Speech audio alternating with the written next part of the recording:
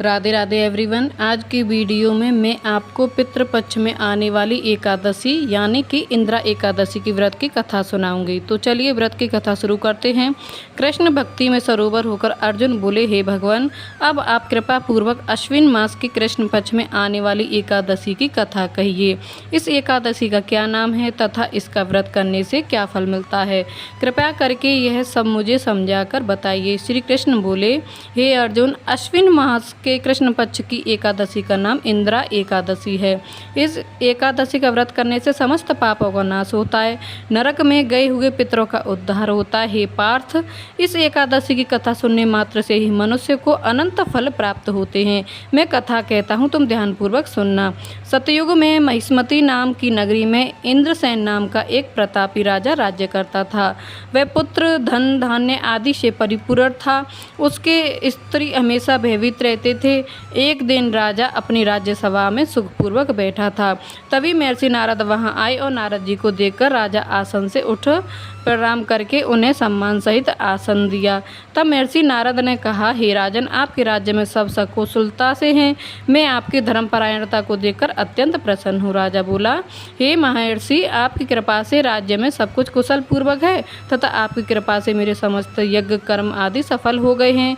हे देव, अब आप कृपा करके बताएं कि आपका यहाँ आगमन किस प्रयोजन से हुआ है, मैं आपकी क्या सेवा करूँ। नारद जी बोले, हे राजन, मुझे एक महान आश्चर्य हो रहा है। मैं एक समय जब ब्रह्मलोक से यमलोक गया, तब मैंने यमराज की सभा में आपके पिता को बैठे हुए देखा। तुम्हारे पिता महान ज्ञानी, दानी और धर्मात्मा थे, मगर एकादशी के व्रत न करने के कारण उन्हें यमलोक जाना पड़ा। तुम्हारे पिता ने तुम्हारे लिए एक संदेश भेजा है। क्या संदेश है ऋषिवर, कृपया कर यथाशीघ्र मुझे बताइए। उत्सुकता से राजा ने पूछा।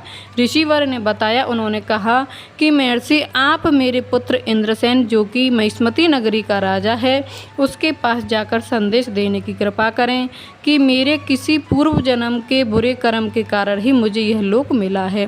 यदि मेरा पुत्र अश्विन मास के कृष्ण पक्ष की इंद्रा एकादशी का व्रत करे और उस व्रत का फल मुझे दे तो मेरी मुक्ति हो जावे, मैं अपने इस लोक से छूटकर स्वर्ग में वास करूं। अपने पिता की यमलोक में पड़े होने की बात सुनकर इंद्रसेन को बहुत ज़्यादा दुख पहुंचा। उसने नारद जी से कहा, हे मुनिवर, यह तो बड़े दुख की बात है कि मेरे पिता यमलोक में पड़े हैं। मैं उनकी मुक्ति का उपाय अवश्य करूंगा। आप कृपया करके मुझे इंद्रा एकादशी के व्रत की विधि बताएं। इस पर नारद जी बोले, हे राजन, अश्विन मास के कृष्ण पक्ष की 10वीं तिथि के दिन प्रातःकाल श्रद्धापूर्वक स्नान करना, उसके बाद दोपहर में दोबारा स्नान करना, उस समय जल से निकलकर श्रद्धापूर्वक अपने पितरों का श्राद्ध करना और उस दिन एक समय भोजन करना, रात्रि को पृथ्वी पर शयन करना। उसके बाद दूसरे दिन अर्थात एकादशी के दिन नित्य कर्मों से निवृत्त होकर स्नान करने के बाद व्रत को धारण करना और फिर संकल्प करना कि आज मैं निराहार रहूंगा और समस्त भोगों का त्याग करूंगा। इसके पश्चात कल भोजन करूंगा। हे भगवान, आप मेरी रक्षा करने वाले हैं, आप मेरे व्रत को संपूर्ण कराइए। इस प्रकार आचरण करके दोपहर को शालिग्राम भगवान की मूर्ति स्थापित करें और ब्राह्मणों को बुलाकर भोजन कराएं, दक्षिणा दें। भोजन में से कुछ हिस्सा गाय को दें। विष्णु भगवान की धूप, दीप, नैवेद्य आदि से पूजन करें और रात्रि के समय जागरण करें। इसके उपरांत द्वादशी के दिन मौन होकर बंधु बांधव सहित भोजन करें। हे राजन, यह इंद्रा एकादशी के व्रत की विधि है। यदि तुम आलस्य रहित होकर इस एकादशी के व्रत को करोगे और तुम्हारे पिता को उसका फल दे दोगे तो तुम्हारे पिता अवश्य ही यमलोक में से मुक्त होकर स्वर्ग लोक के अधिकारी बन जाएंगे। महर्षि दयानंद राजा को यह उपदेश देकर अंतर्ध्यान हो गए।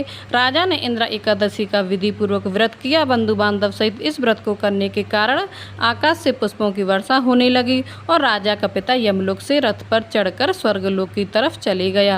राजा इंद्रसेन भी इस एकादशी के प्रभाव से इस लोक के सभी सुखों को भोगकर अंत में स्वर्ग लोक को गए। श्री कृष्ण भगवान बोले, हे अर्जुन, यह मैंने तुम्हारे साथ सामने इंद्रा एकादशी का महत्व में वर्णन किया है। इस कथा को पढ़ने सुनने मात्र से ही समस्त पापों का नाश हो जाता है और मनुष्य अंत में स्वर्गलोक में वास करता है। यह थी इंद्रा एकादशी व्रत की कथा।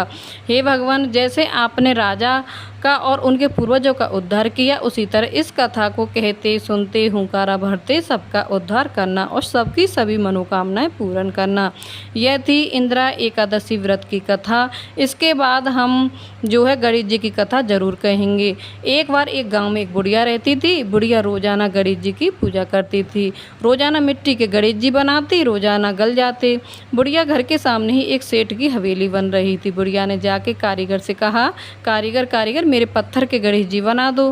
कारीगर ने कहा, बूढ़ी माई जब तक तुम्हारे गणेश जी बनाएंगे तब तक जो तो हमारी दीवार बनकर खड़ी हो जाएगी,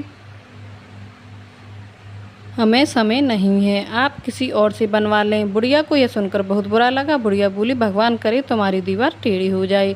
यह कह के बुढ़िया अपने घर चली गई। अब जब भी वो दीवार बनाए तो दीवार टेढ़ी हो जाए या फिर गिर जाए। ऐसे ही दीवार बनाते गिरते सुबह से शाम हो गई। सेठ जी बोले कि आज कोई काम नहीं किया। तो कारीगर वो बोले, सेठ जी काम तो बहुत कर रहे हैं लेकिन जब भी दीवार बनाते हैं दीवार टेढ़ी बन जाती है। उसके बाद कारीगर ने बुढ़िया को सारी बात सेठ जी को बता दी। सेठ जी ने कहा, मुझे बुढ़िया के पास ले चलो। कारीगर बोले, ठीक है। सेठ जी जाके बुढ़िया से बोले, बूढ़ी माई हम आपके पत्थर के नहीं सोने के गणेश जी बनवा के देंगे, आप हमारी दीवार सीधी करा दें। गणेश जी तो सारी बात सुन ही रहे थे। ये बात सुनते ही गणेश जी ने दीवार सीधी कर दी। सेठ जी ने भी बुढ़िया को सोने के गणेश जी गढ़वा दिए।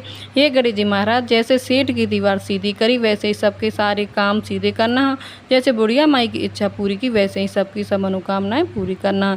यह थी गणेश जी की व्रत कथा। इस तरह से इंदिरा एकादशी व्रत कथा पूर्ण होती है। फ्रेंड्स, इंदिरा एकादशी की यह व्रत कथा आपको कैसी लगी कमेंट करके ज़रूर बताना। और यह वीडियो पसंद आई हो तो वीडियो को लाइक करना, चैनल को सब्सक्राइब अवश्य कर लेना। तो मिलती हूँ नेक्स्ट वीडियो में, तब तक के लिए राधे राधे।